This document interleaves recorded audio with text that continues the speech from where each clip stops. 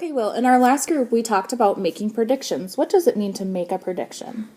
To make a guess of the clues you have. Using the clues you have. Very good. So you just read the end of the chapter of chapter 1. What were some predictions that you had? I think John is going to play baseball with his friends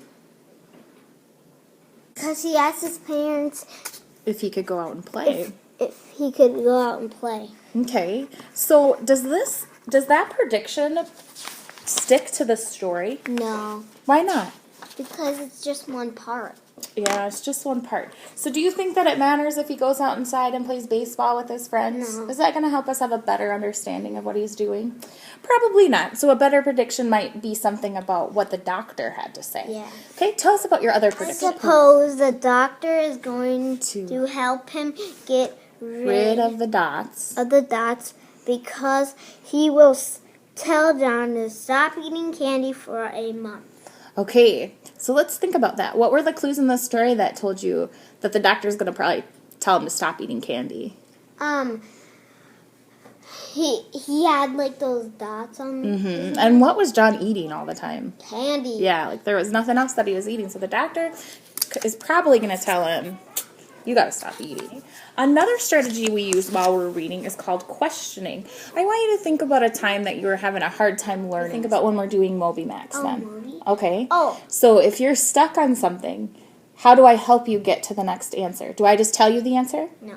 What do I do? We think. We think. Stop and think. Very good. And do I just tell you what to do, or No. do I ask you questions? You ask me a question. Very good. So questions helps us to better understand what's going on. If we're constantly questioning and predicting what's going on in our story, we're going to have a better understanding of what's happening. So you made predictions and you about what's going to happen in the next chapter. So now today we're going to talk about questioning. We'll be using this strategy to ask questions about what we're reading. This means that I can think about questions as I'm reading before, during, and after. Now, I'm going to read a little bit and I'm going to think aloud so that I can come up with a few more predictions and also some more questions. Now, when we have questions, they start with who, what, where, why, when, how, and what if. See what I do as I'm reading so that you can see how I question while I'm reading. It was Sunday afternoon. The sun was sinking low in the sky, but the air was still quite warm. I have a question. Why is he going to go to Susan's house? Or what is going on at Susan's house? The coin was the size of a quarter. But even as he leaned forward eagerly to pick it up, John noticed there was something strange about it. It did not have a picture of George Washington or a picture of an eagle. On one side there was a picture of a fat boy. On the other side there was letters J.M., which is funny, John thought, because those letters happened to be his initials. I think that the coin's going to be magical because it's different than a regular coin. It has JM on it, kind of like the Magic Tree House, how they have those special medallions. Okay, I wonder what the magical powers will have. What are some other questions that you came up with while I was reading? Remember, we're using who, what, where, why, when, how, what if.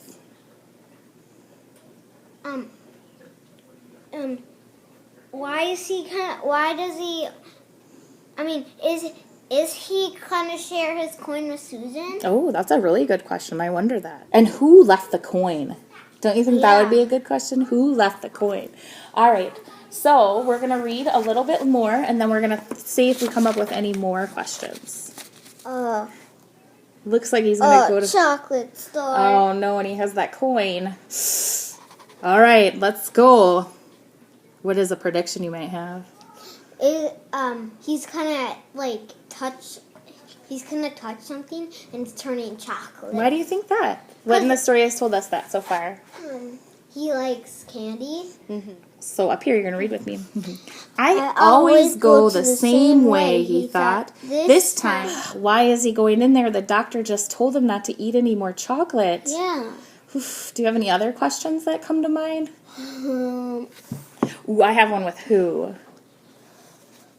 Who is the man? Yeah, who is the man? And go ahead. I think I have a prediction. Okay. He's probably the man who dropped the coin. Ooh, that's a good prediction. We saw John hesitate. The chocolate, do you have a question that you can come up with? I still have a question remaining. Whose coin is it? Mm-hmm. And it turns out it isn't his coin. And is John gonna take the candy, show it to their mom and dad, and then just like the next morning, he's gonna wake up early and eat the candy? Right. I wonder, why is that coin that he found the only money that this candy store makes? Yeah. Interesting. That's what I thought. Okay, so you're going to continue reading. I want you to read until page 32, and then you're going to come back to the group, and I want you to come up with 2 questions that you had while you're reading. Okay. Okay?